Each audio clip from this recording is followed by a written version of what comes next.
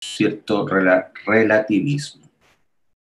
Bien, dicho esto entonces, rápidamente vamos a ver ahora algo que no es menor y que tiene que ver con las características de las resoluciones. Y nótese bien, estoy hablando de las características y no de resoluciones en cuanto a la naturaleza, sino que a las características que debe cumplir la resolución para que sea recurrible por el recurso de queja en este caso. Y la primera característica será que el juez o jueces tienen que haber dictado esa resolución con falta o abuso grave. Vamos a ver más adelante qué es lo que se entiende por falta o abuso grave. Pero la primera característica es que esa resolución tiene que haberse dictado con falta o abuso grave. Creo que es la principal característica, al extremo que si se cumplen las demás, si no se cumple la primera, todas las demás, la verdad que se transforman en inoficiosas. La segunda característica, y esta vez sí tiene que ver con la naturaleza de la resolución recurrida, es que tenemos que estar necesariamente en presencia de sentencias definitivas o de sentencias interlocutorias que pongan término al juicio o hagan imposible su prosecución. Yo les pregunto a ustedes, ¿estamos claros en la sentencia definitiva? Pero ¿cuál ejemplo me pueden dar acerca de sentencias interlocutorias que pongan término al juicio o hagan imposible su prosecución?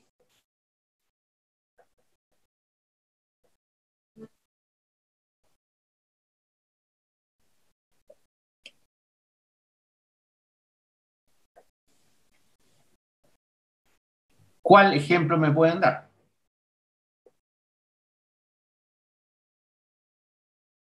De una sentencia interlocutoria que ponga término al juicio o haga imposible su prosecución. Estas son clásicas, ¿no? No hay tampoco que innovar mucho. Se los pregunto porque en definitiva quiero saber si están o no en conocimiento de aquello. ¿Cuál resolución que tiene la naturaleza de sentencia interlocutoria va a poner término al juicio? Por ejemplo, ¿cuál le pone término al juicio? La sentencia interlocutoria recaía sobre qué puntualmente. Sin pensarlo mucho, pues. Esto es fácil. ¿O quieren que se los diga como ejemplo? Profesor, ¿será la sentencia que recae sobre el auto de prueba? O sea, la sentencia interlocutoria. ¿No? Sí, pero ¿qué sentencia interlocutoria recaía sobre qué puntualmente? ¿Sobre qué decisión que pone término al juicio, definitivamente?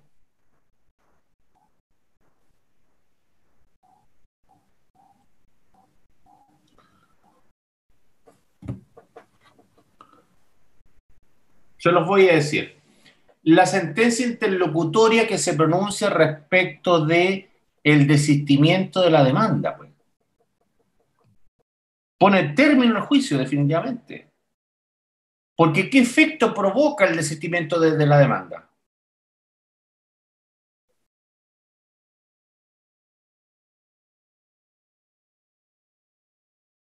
El efecto que provoca es que no hay más juicio, definitivamente. Se terminó el conflicto. El demandante, ¿qué es lo que hace con el desistimiento de la demanda?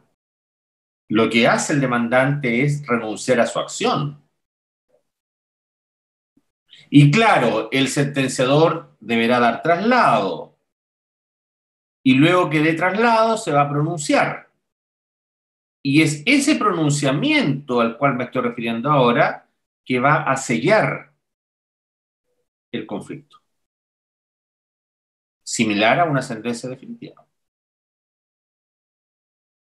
¿Cuándo vamos a estar en presencia de una resolución que haga imposible la continuación del juicio? Porque dice que ponga término al juicio o haga imposible su continuación. ¿Cuál será ese ejemplo?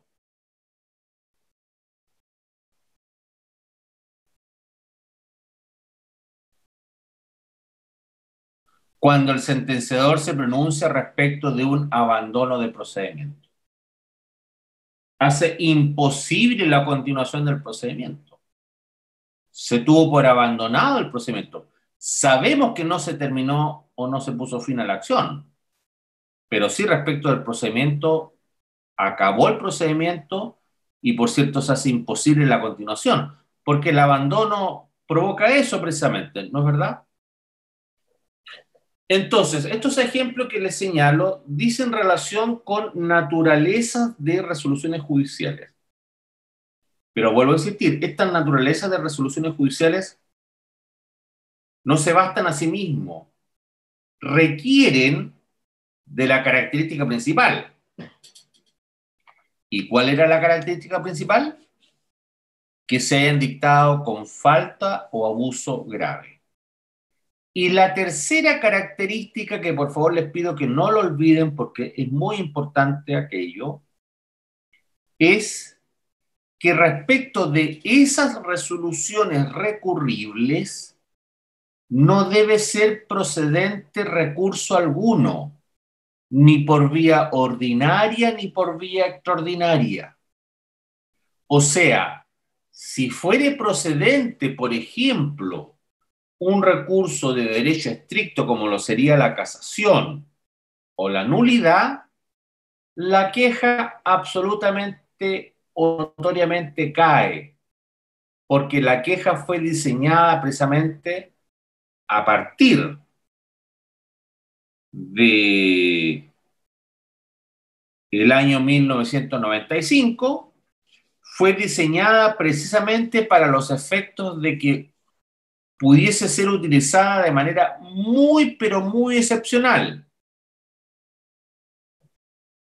Y en ese escenario, entonces, cada vez que exista un recurso que fuere aplicable a la especie, el recurso de queja derechamente no va a poder prosperar.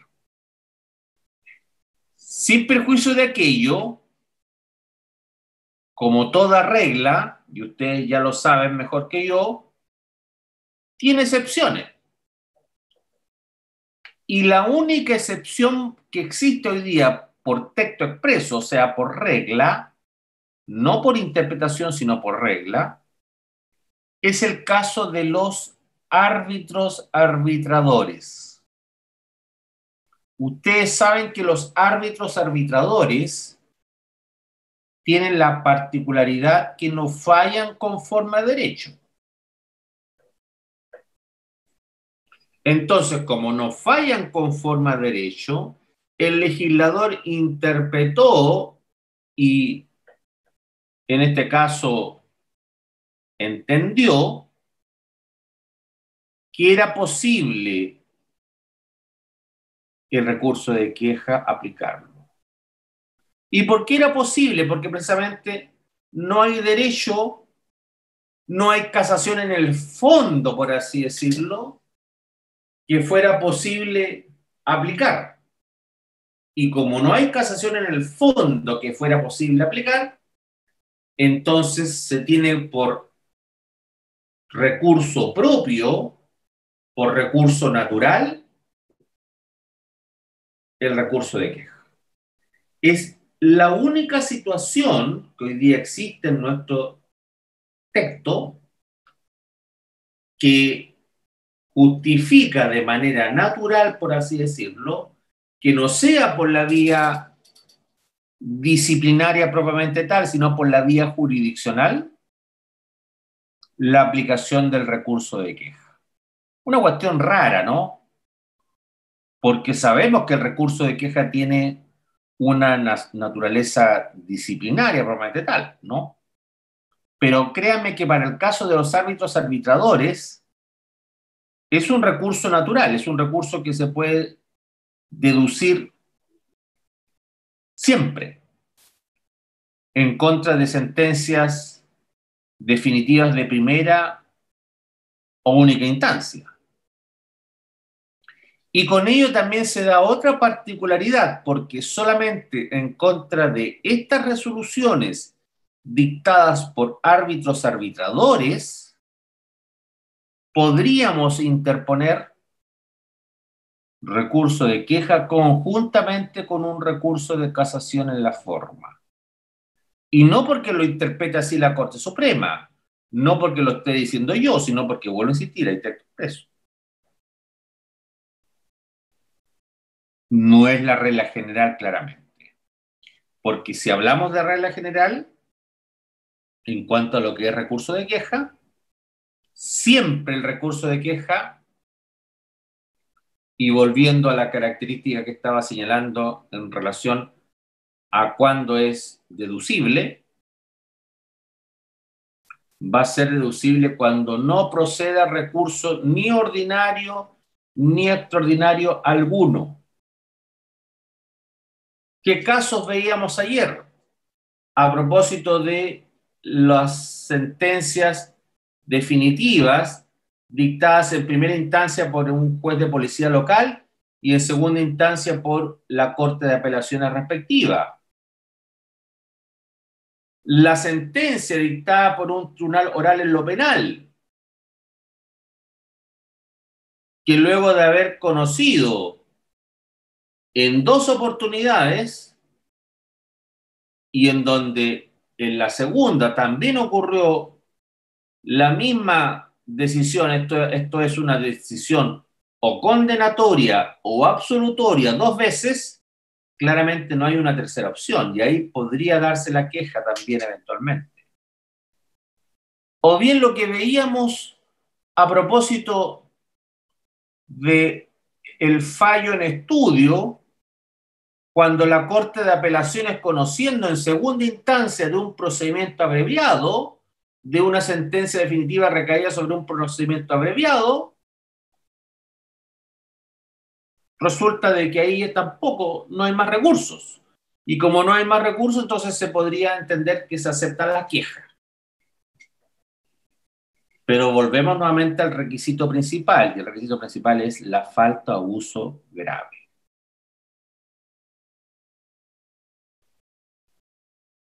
Dicho esto, vuelvo a insistir, entonces estamos hablando más bien que de naturaleza jurídica de resolución recurrible, estamos hablando de requisitos que deben cumplirse para que pueda prosperar la queja.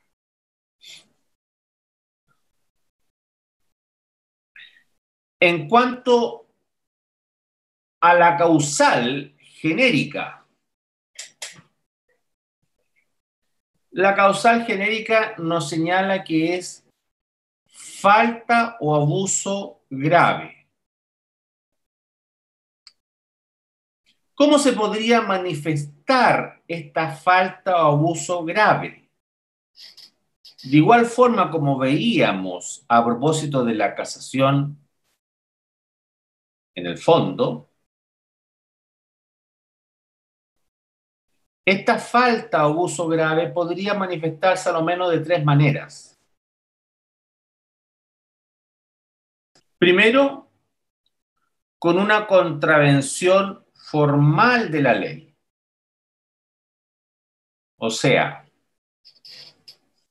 el legislador, o en este caso el sentenciador, perdón, groseramente, y disculpen el término que estoy usando, groseramente, se desvía de la aplicación de ley y no aplica la ley que debió de haber aplicado, o aplica otra que en ningún caso debió de haber aplicado en el caso concreto. Y soy persistente en señalarle a ustedes que es una falta o abuso grave. O sea, no es un error o no es una contravención de ley cualquiera, sino que yo tengo que demostrar esa falta o uso grave. ¿Me entienden?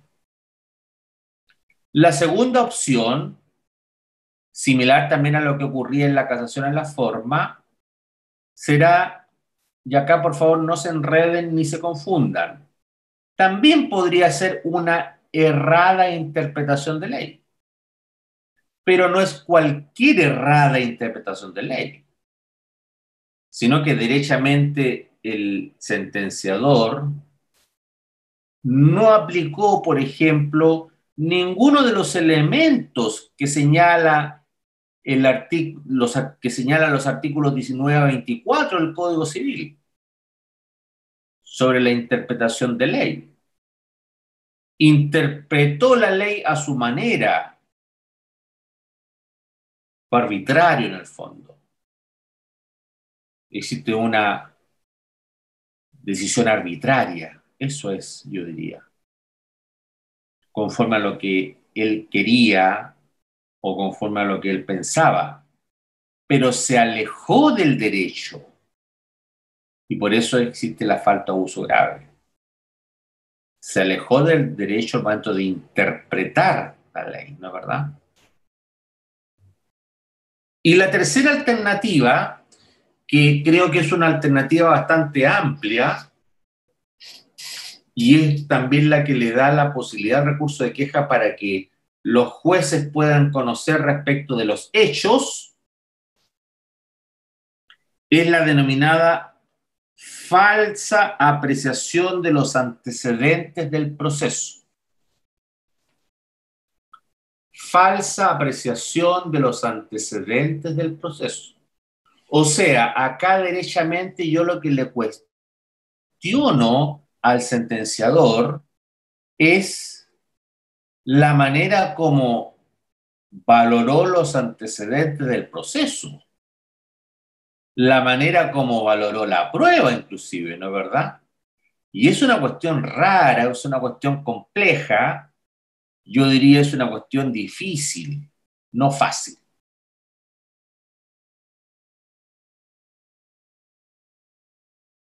Y yo les pregunto a ustedes, ¿por qué es una cuestión difícil y no fácil, conforme a lo que ustedes conocen de nuestro ordenamiento jurídico en materia civil?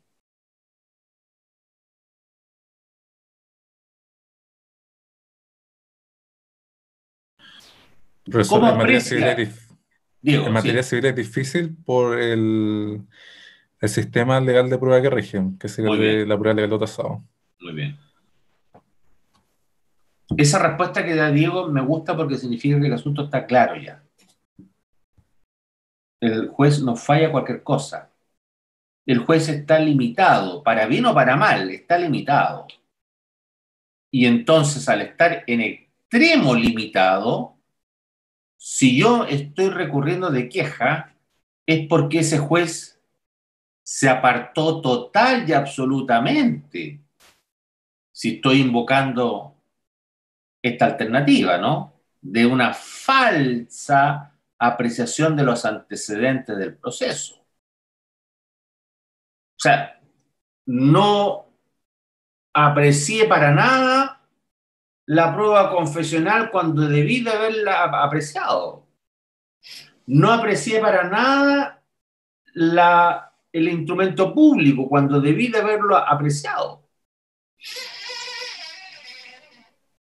No aprecié para nada la prueba testimonial en consecuencia que tenía, en circunstancias que tenía dos testigos presenciales que dieron razón de sus dichos y que estuvieron conteste en sus declaraciones y no los consideré.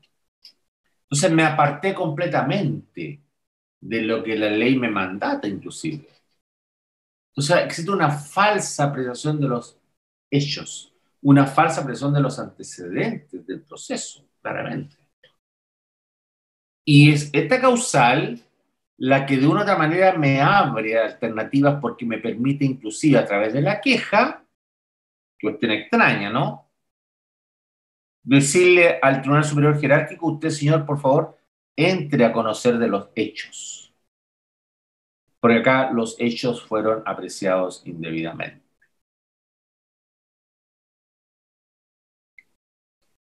Y ahora entonces, luego de establecida las manifestaciones, la pregunta que viene es, ¿qué es lo que entendemos por falta o uso grave? Pues,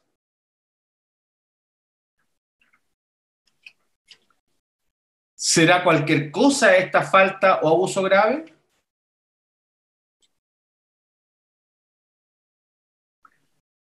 La verdad que no hay definición legal. Y como no hay definición legal, hay que estar a lo que hasta ahora la doctrina de los tribunales superiores de justicia ha señalado. Y la doctrina de los tribunales superiores de justicia, o la jurisprudencia, mejor dicho, ha señalado, es limitarse a lo que dice el diccionario de la Real Academia de la Lengua Española. Separando los conceptos, falta o abuso, y grave. La falta se ha interpretado como la infracción voluntaria de ley.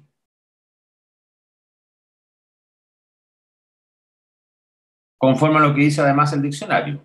La infracción voluntaria de ley, o sea, en el fondo, y nótese, voluntaria, o sea, a sabiendas.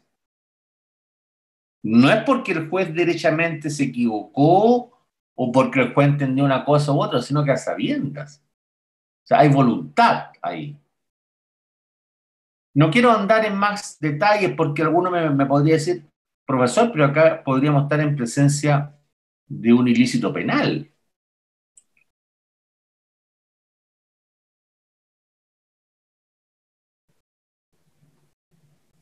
Por ahora quedémonos solamente en el recurso de queja.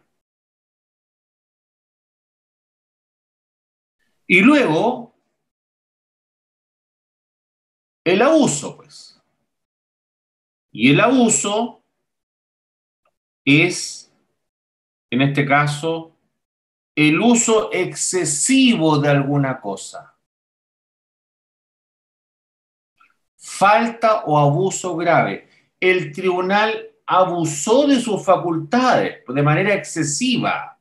Se extralimitó al pensar que podía arbitrariamente resolver el conflicto.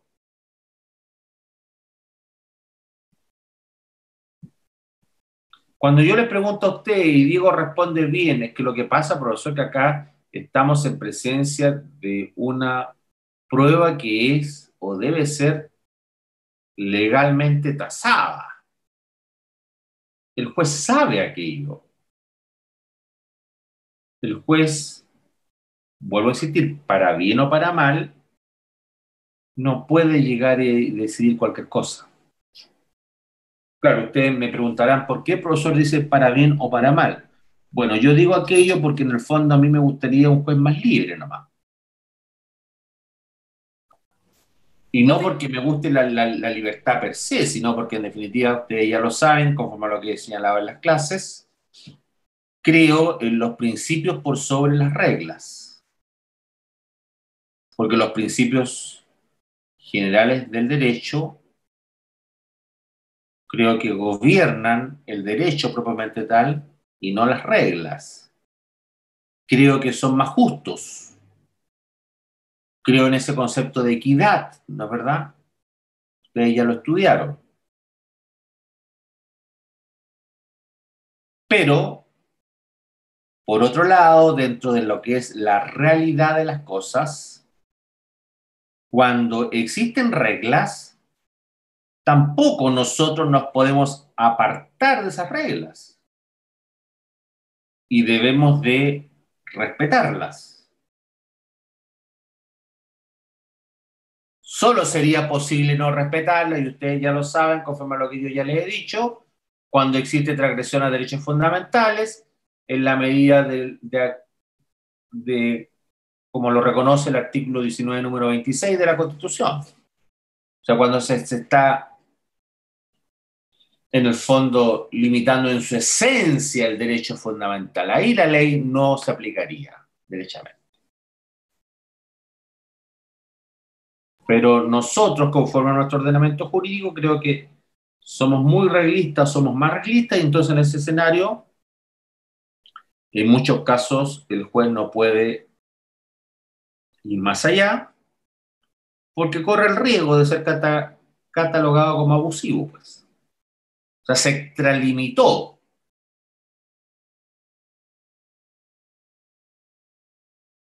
al extremo de fallar inclusive en contravención de ley.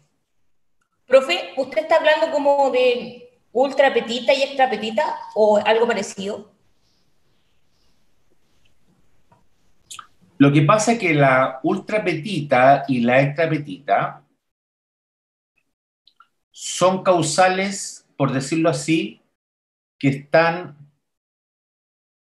formalmente para un recurso de casación en la forma, están delimitados, o sea, están descritos. Cuando no es posible la casación en la forma, sí, yo podría eventualmente acudir a la ultrapetita o la extrapetita a través de una queja, como lo sería el caso de policía local. Pero esa no es la idea, esa no es la regla general, ¿me entienden? Cuando a mí me hablan de ultrapetita o extrapetita, a mí se me viene a la mente de inmediato el recurso de casación en la forma y no el recurso de queja. Esto que estamos viendo ahora es algo excepcionalísimo. No me agradaría que ustedes se quedaran como abogados quejosos, como que en el fondo la queja lo soluciona, no. La queja realmente es algo excepcionalísimo, ¿ah? Pero a propósito de tu pregunta, Marcela, sí, efectivamente podría darse, pero para casos, por ejemplo, de policía local, donde hubo ultrapetita, como no tengo el recurso de casación, entonces puedo irme de queja, argumentando, en este caso, no cualquier interpretación errada de ley, no cualquiera contravención formal de ley, sino que aquella que amerita o está relacionada con una falta o abuso grave. Entonces, les dije falta y abuso. Y la tercera característica ustedes ya la saben ya, o sea, la gravedad. No estamos en presencia de cualquier omisión, de cualquier transgresión, sino que es una transgresión importante, al extremo que yo podría calificar la importancia con la variación de la decisión del juicio.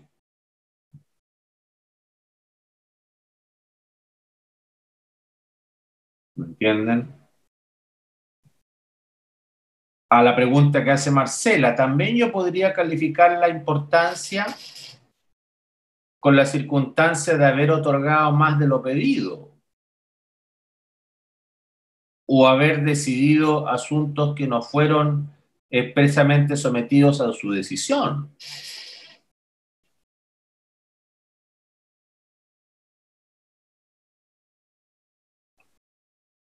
Y podría, precisamente en esos casos puntuales, argumentar que como no tengo otro recurso posible, como no tengo la casación en la forma que era el recurso natural prudente o pertinente, entonces el recurso de queja se manifiesta como necesario para poder enmendar el error y aplicar el derecho, o aplicar el caso conforme, o aplicar la norma conforme a derecho.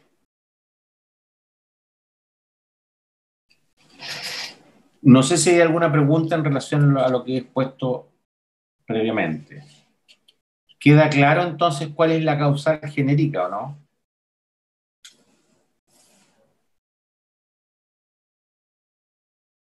A ver, el titular del recurso siempre va a ser la parte, nótese bien que estoy hablando de parte. Ustedes ya saben ya que lo que se entiende por parte. Y además saben que tiene que ser una parte agraviada, ¿no? Que se haya perjudicado con la dictación del fallo. Ahora, ese perjuicio ustedes también ya saben que tiene que ser calificado patrimonialmente. No es un perjuicio moral, por así decirlo, en cuanto eh,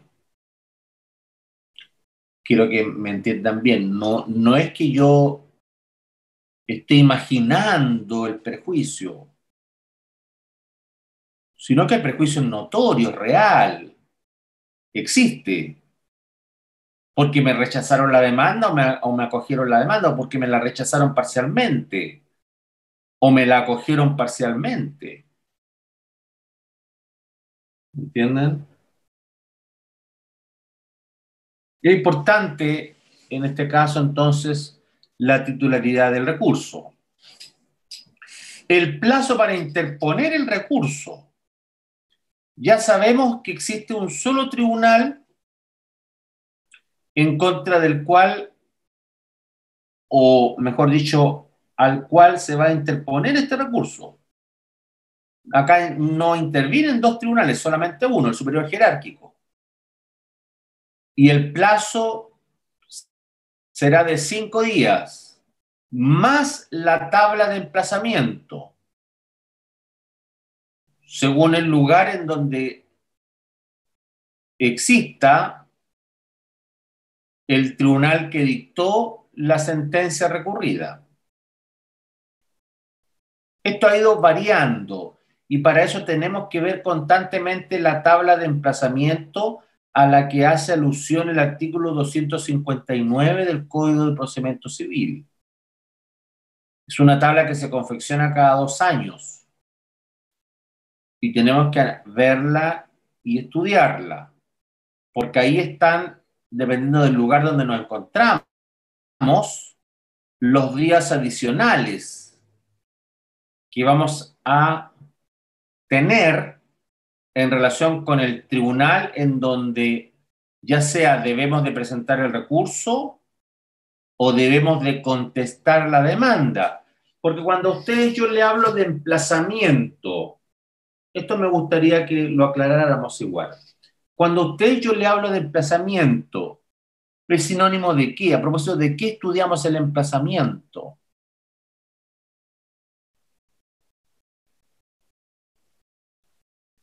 Francisca.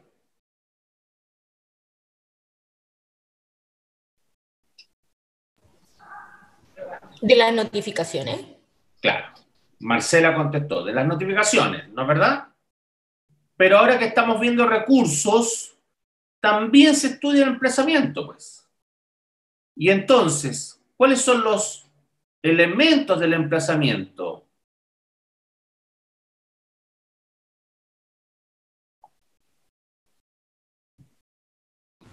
La dictación de la resolución más la acompañada de la notificación a la parte respectiva. La notificación más el plazo. Esos son los elementos del emplazamiento. La notificación de la resolución, ¿no es verdad? Cuando estamos hablando de demanda, ¿qué es lo que se nos va a notificar? Tú misma, Javiera. Que se está iniciando un proceso en nuestra contra y por ende debemos tomar todas las diligencias necesarias Ya, o sea, se nos va a notificar la demanda propiamente tal, ¿no es verdad? Claro, claro. Y vamos a tener un plazo para contestar, ¿no es verdad? ¿Sí? Sí, sí. Ya. Ahora veamos el recurso, pues. Ya que estamos hablando de emplazamiento. se va a notificar qué puntualmente a la parte. Puede contestar cualquiera.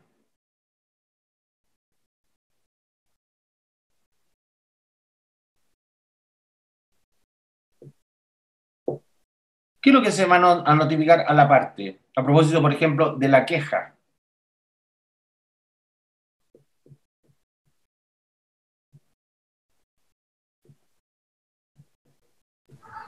La misma queja, pues, el recurso de queja. No, ¿qué es lo que se va a notificar a la parte?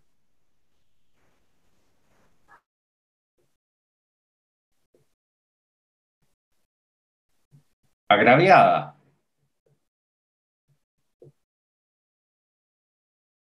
La sentencia definitiva o interlocutoria que puso término al juicio, pues.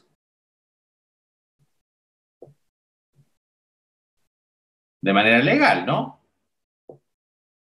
Y luego, ¿qué vendría entonces?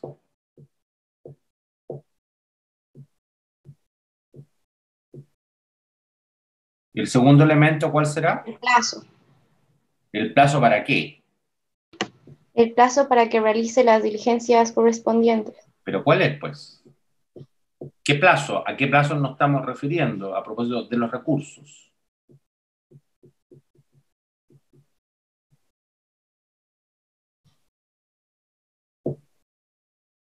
¿Mm? Sería el plazo de 5 días. El plazo de 5 días para recurrir, efectivamente, que se va a ver aumentado según la tabla de emplazamiento. ¿Me captan o no? Esto lo Sí. pregunté para que entiendan la materia en sí de lo que es el emplazamiento. Porque el emplazamiento no se agota en la notificación de la demanda. Ojo con eso, ¿ah? No se agota en la notificación de la demanda el emplazamiento, sino que es perfectamente aplicable también en los recursos. Y buen ejemplo que estoy dando ahora a propósito del recurso de queja, por ejemplo. Por eso saluda la tabla de emplazamiento, ¿no? Voy a tener más plazo para... Y tú mismo, Diego, ¿por qué debería de tener más plazo para deducir el recurso en este caso?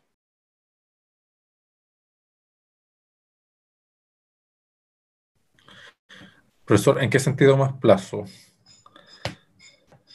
Supongamos que hay una diferencia de lugar entre el tribunal que dictó el fallo recurrido ¿Ya? y el tribunal superior que va a conocer del recurso de queja. ¿Por qué me van a dar más plazo para deducir recurso de queja? ¿Cuál será el motivo? El motivo principal es, yo lo asocio a que la Corte Suprema está ubicada en Santiago Ya, y también el motivo es que la parte pueda hacer valer sus pretensiones dentro de un tiempo que sea prudente, y cosa que ya. El motivo principal, Diego, te digo de enseguida que es la distancia. ya. Yo te pregunto a ti ahora, ¿ese motivo tiene validez hoy día? Hoy en día no tiene tanta validez, ya que está la tramitación electrónica. Totalmente, pues. A eso apunto.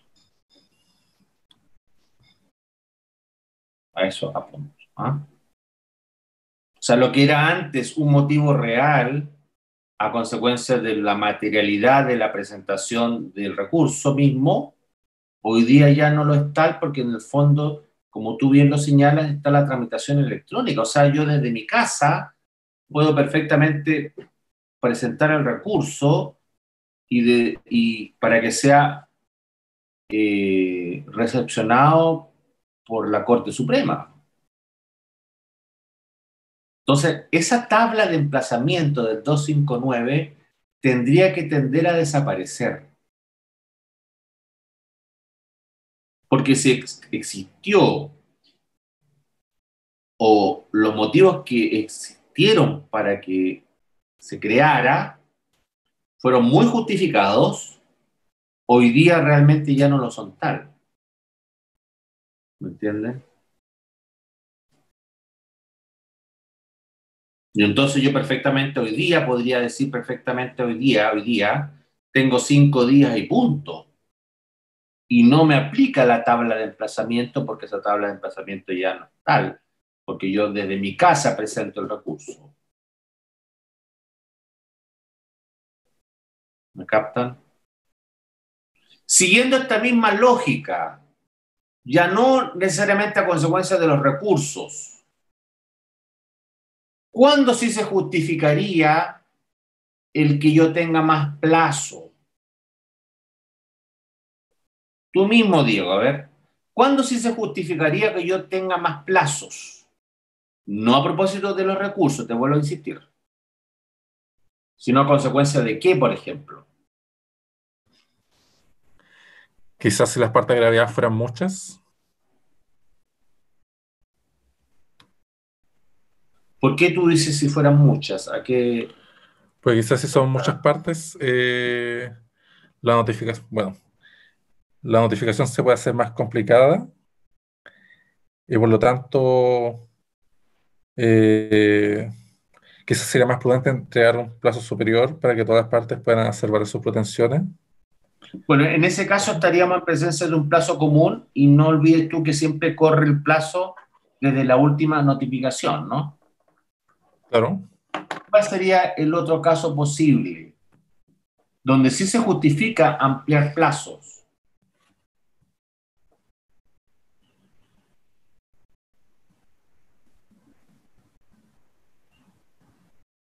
Dicho de otra manera, se justifica este aumento de emplazamiento, ¿no?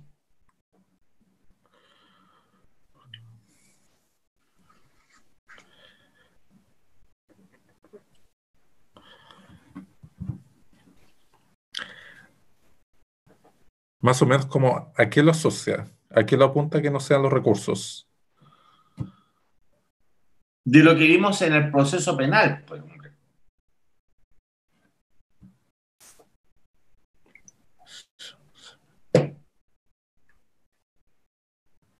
¿Cuándo podría ser justificable el aumento del plazo?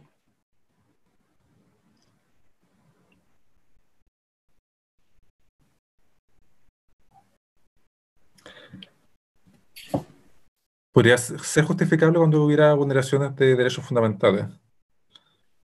Mire, le voy a poner el siguiente ejemplo, para que no lo olviden. Cuando no se conozca el paradero, ¿Ah? cuando no se conozca el paradero de la otra parte. No. El siguiente ejemplo. En relación con el imputado en el proceso penal. Resulta que el imputado de un día para otro pierde a su defensor. O el imputado derechamente decide cambiar a su defensor. Es más, a propósito de la tramitación del recurso de nulidad, existe disposición expresa en donde se le permite al imputado designar abogado patrocinante. Y me río porque si va a designar abogado patrocinante es porque está cambiando el abogado que presentó el recurso de nulidad. Pero se le permite. O sea, ¿qué es lo que quiero decir con ello? Que en materia procesal penal la defensa del imputado es muy importante. Y la defensa tiene que, en el fondo, tener pleno conocimiento de lo que está realizando. Y como tiene que tener pleno conocimiento de lo que está realizando, es perfectamente posible que un abogado que está asumiendo recién la defensa del asunto solicite más plazo para conocer del problema que afecta a su defendido. Y le va a permitir, entre otras cosas, por ejemplo, tal vez no, a propósito de los recursos, por eso dije, no tomemos en cuenta los recursos porque ahí hay texto expreso, tal vez no ampliar el plazo para recurrir de nulidad, pero sí le va a permitir ampliar plazos, por ejemplo, para poder revisar el expediente, para poder suspender eventualmente la audiencia de juicio oral, o en forma previa también. Ante cualquier audiencia que se genere, si al abogado recién está conociendo del asunto, le va a poder decir al juez de garantía, momento, yo quiero más plazo porque la verdad que no he tenido el tiempo suficiente para defender o para, en este caso, estudiar el asunto que se ha sometido a mi conocimiento, ¿no? Entonces, a eso apunto, donde lo que estamos viendo respecto de ampliaciones, tal vez hoy día ya no se justifica tanto en la distancia, pero sí se podría justificar respecto de las materias, ¿ya? De las defensas puntualmente, de la importancia que tiene la defensa. No sé si captan que en materia procesal penal tiene mucha importancia la defensa, ¿no es verdad? Y claro, le pongo el ejemplo del recurso de nulidad porque el imputado puede decidir cambiar al abogado en plena tramitación del recurso de nulidad y designar a un nuevo abogado.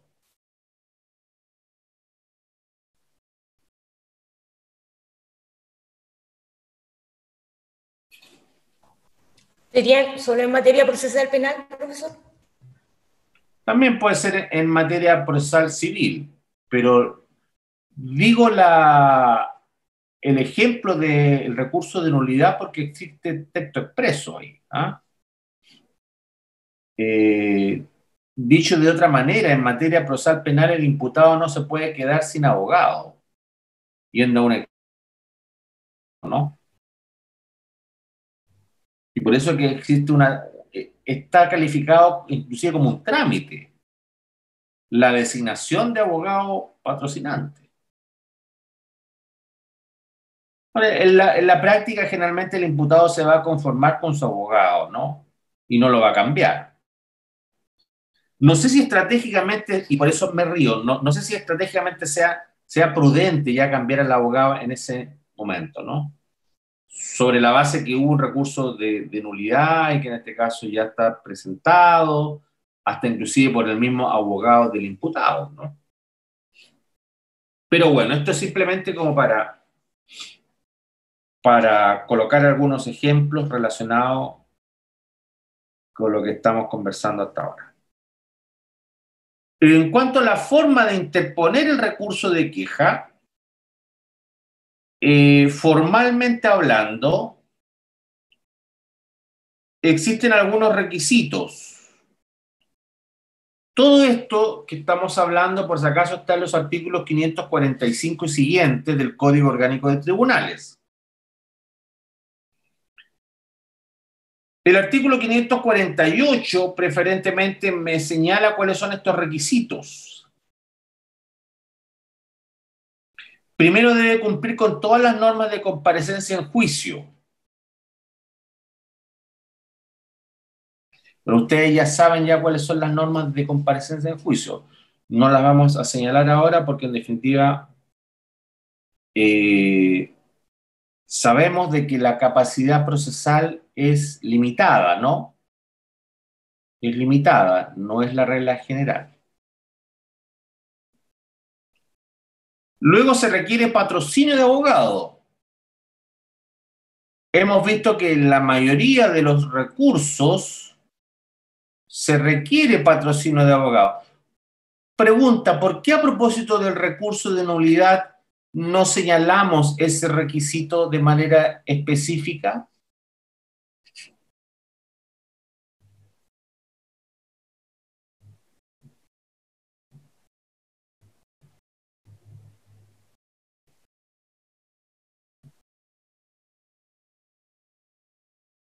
¿A alguien se le podrá...? Profe, ¿será porque como es un recurso de nulidad, se entiende que ya hay un patrocinio en la causa principal y que el recurso nace de la misma causa principal donde ya hay un abogado que está llevando? Por ahí va la respuesta. Bien, efectivamente, Marcela. La causa principal requiere sí o sí un abogado habilitado para el ejercicio de la aprobación. Es más, el juicio oral, en este caso, ¿no es verdad? Requiere de un abogado. Eso es lo principal. Lo accesorio vendría siendo el recurso. Y entonces el recurso se entiende que va a ser deducido por un abogado. Y por eso el legislador no exigió el patrocinio. Porque ya el patrocinio forma parte de algo que es anterior en sí, que tiene que ver con el juicio oral propiamente tal. ¿Ya? Bien. El tercer requisito es el contenido del escrito. Y el contenido del escrito, voy a enumerar algunas cosas que acá yo creo que ustedes va a ser importante que lo señalen o que lo anoten ahí. Y será lo siguiente, es el contenido del escrito súper reglado, ¿ah? Es una cuestión casi, me atrevería a decir, de copiar y pegar, no de pensar mucho, salvo algún requisito, pero la verdad que es copiar y pegar. O sea, acá tenemos que leernos muy bien el artículo 548, el Código Orgánico de Tribunales. Indicar nominativamente los jueces o funcionarios recurridos. O sea, tenemos que identificar perfectamente cuáles fueron los jueces que dictaron la resolución recurrida. Pedro, Juan y Diego, por ejemplo. Señalarlo expresamente. En segundo lugar, individualizar el proceso en el cual se dictó la resolución recurrida.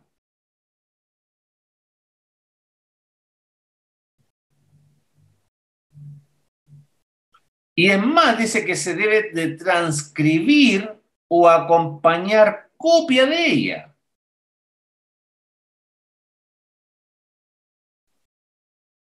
Ahora ustedes se preguntarán por qué es tan reglado o tan exigente. Bueno, es reglado y exigente porque en el fondo estamos hablando de un recurso que es muy excepcional. Y en segundo lugar, no olviden ustedes que el tribunal que va a conocer de este recurso no tiene idea de nada. No tiene idea de la existencia de esta causa. Porque no hubo ningún tribunal inferior que le remitió los antecedentes. Entonces, sobre esa base se justifica que el recurrente le diga al tribunal que va a conocer y fallar del recurso, a lo menos cuáles son, le señale cuáles son las características, los intervinientes, quién falló el recurso, que identifique la causa, ¿no es verdad? Que identifique la resolución recurrida también.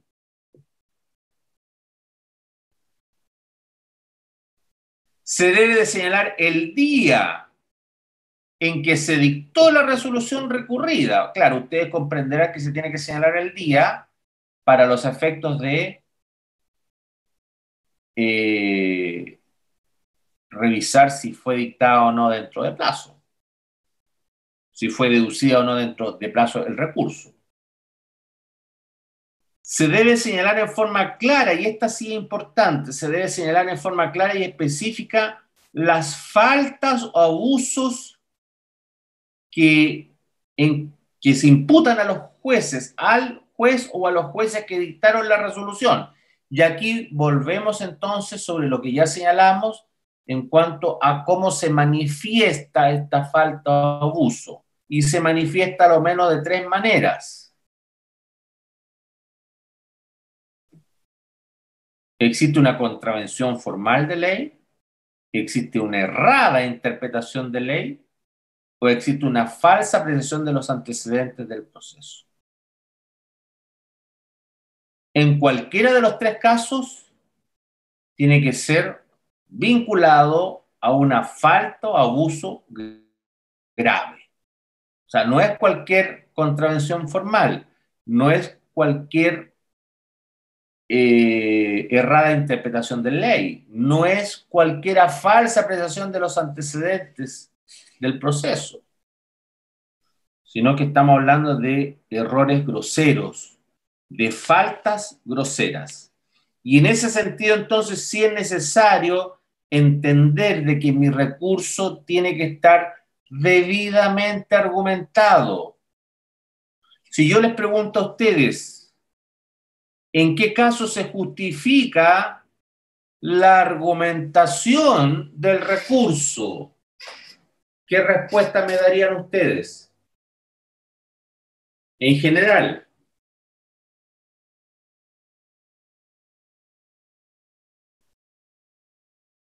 ¿Cuándo yo voy a estar más obligado a argumentar mi recurso?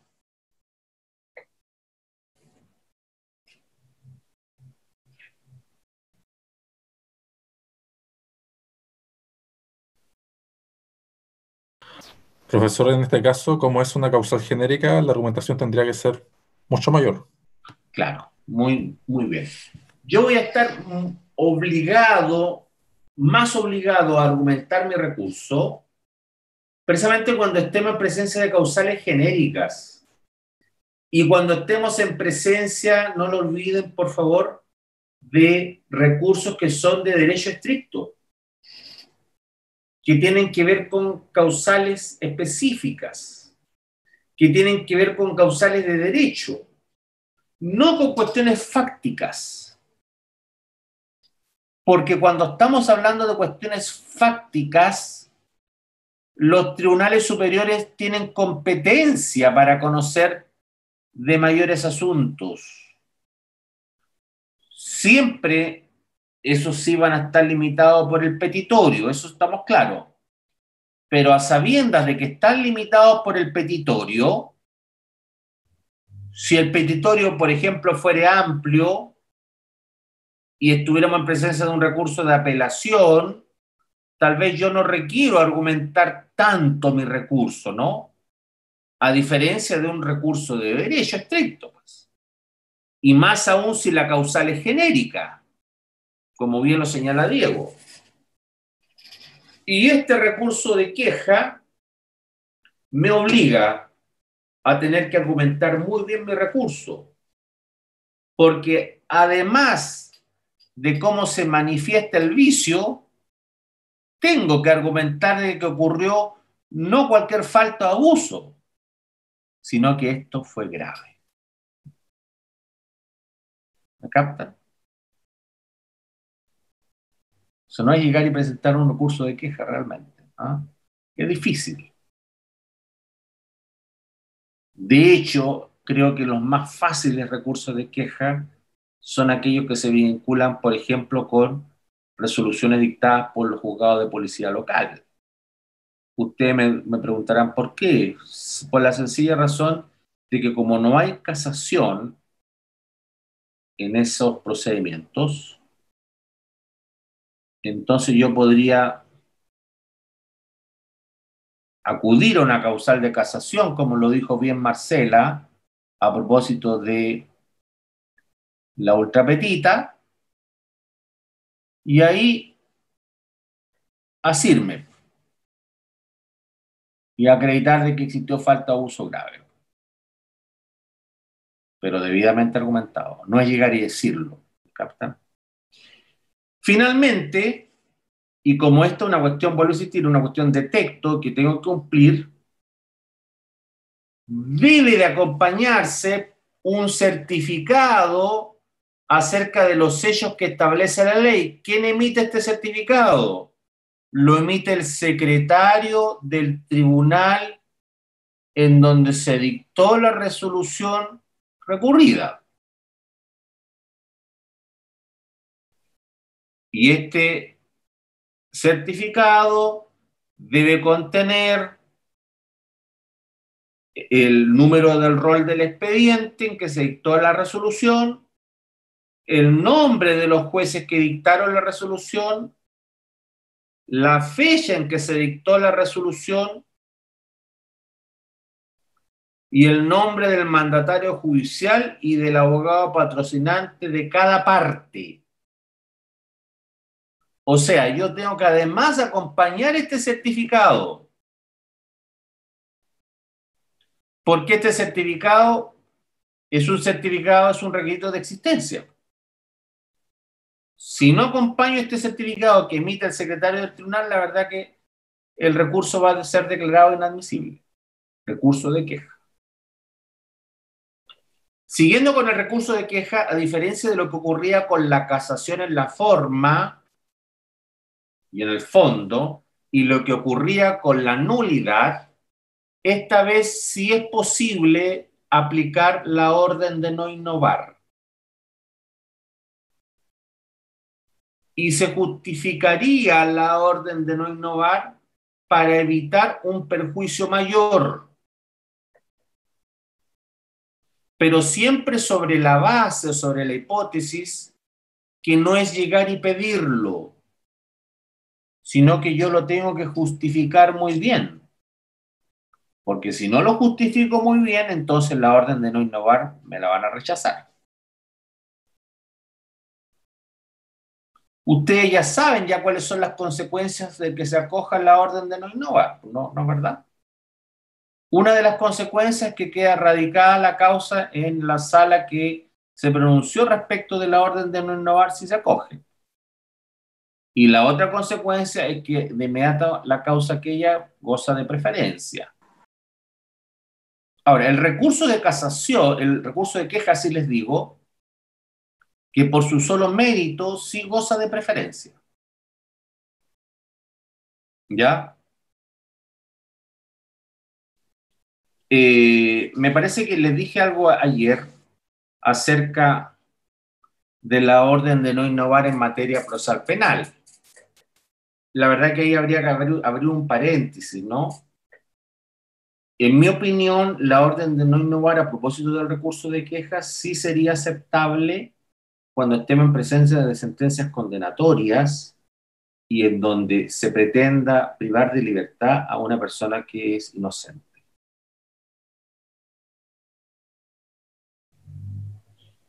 Podríamos entender de que la orden de no innovar se justifica excepcionalísimamente, ¿no? Porque la orden de no innovar por regla general en materia procesal penal no se aplica. ¿En razón de qué? En razón de que el plazo forma parte de un elemento del debido proceso.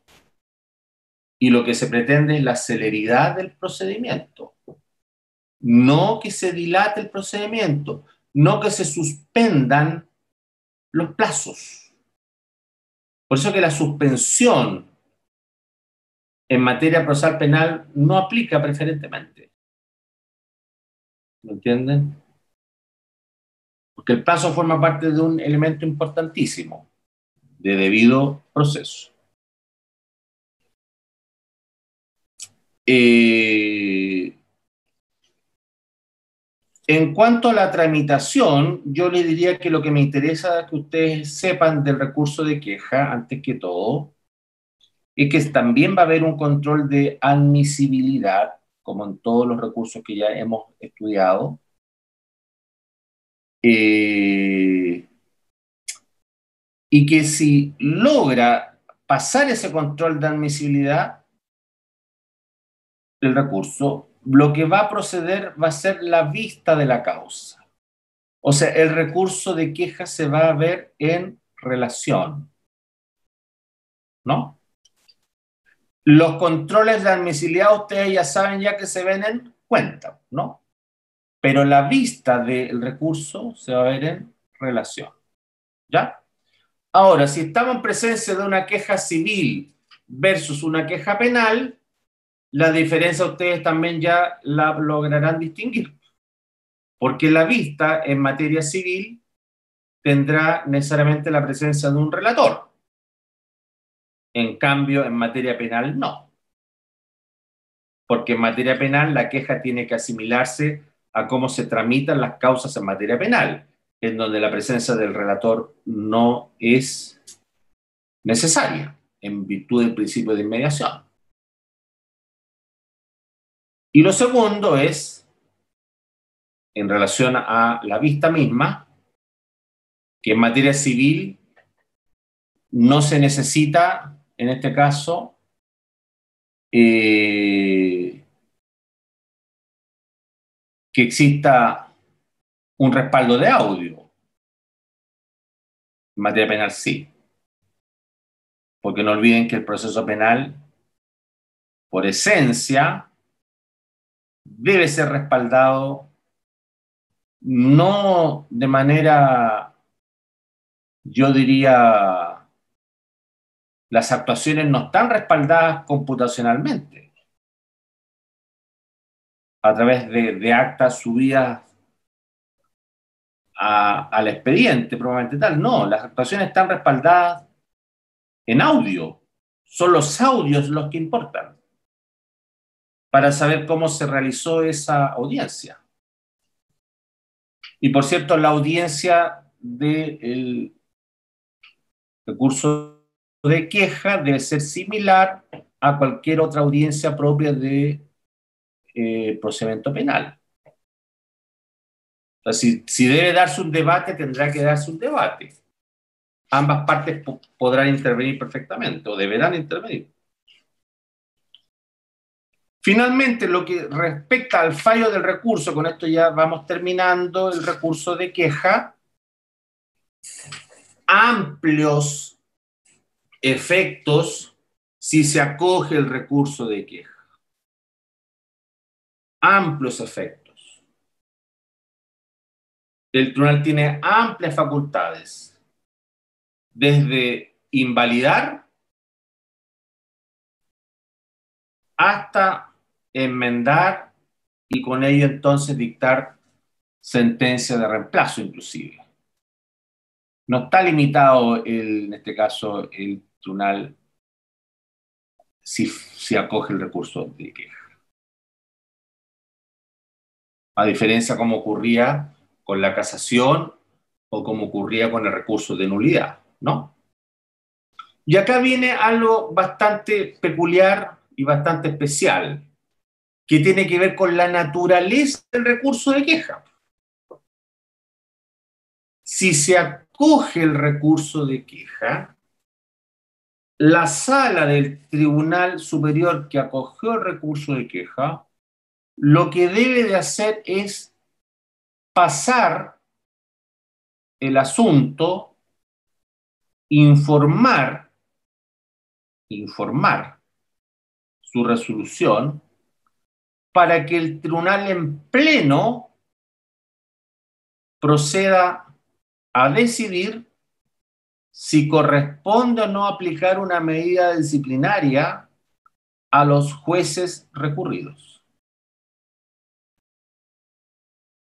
que vendría siendo, por así decirlo, la justificación real del recurso de queja, porque no olvidemos que el recurso de queja los tribunales conocen a partir de las facultades disciplinarias y no jurisdiccionales. O sea, acá, si se fijan, está contrasentido, porque la sala que conoció del recurso de queja finalmente no va a aplicar la disciplina, si que la aplica, sino que tiene que aplicarla el pleno. La sala lo que hace es decir, sí, efectivamente existió falta o abuso, y en el fondo lo que hago es enmendar o invalidar el fallo. Pero esto lo tengo que pasar al pleno. Y será el pleno finalmente quien, por aplicación, la verdad que por reglas generales, porque ustedes saben que los tribunales superiores en pleno conocen de asuntos disciplinarios y de asuntos económicos. Por vía excepcionalísima conocen de asuntos jurisdiccionales, como lo sería, por ejemplo, un desafuero en materia penal. Excepcionalísimo, ¿no, verdad?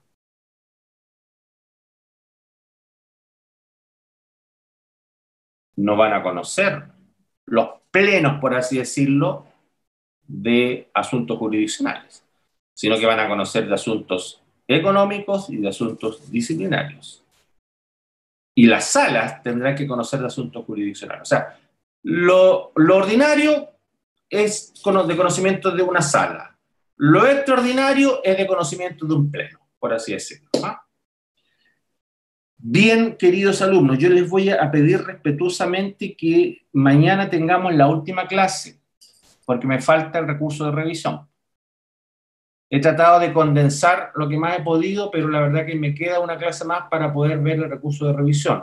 No sé si mañana estarán disponibles ustedes a la misma hora, a las 4:30. Les pregunto.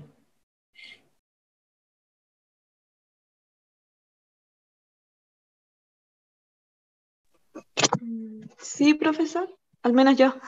¿Sí? Bárbara, ¿es posible o no? Yo, profesor, haré todo lo posible, pero sí. Ya, ok.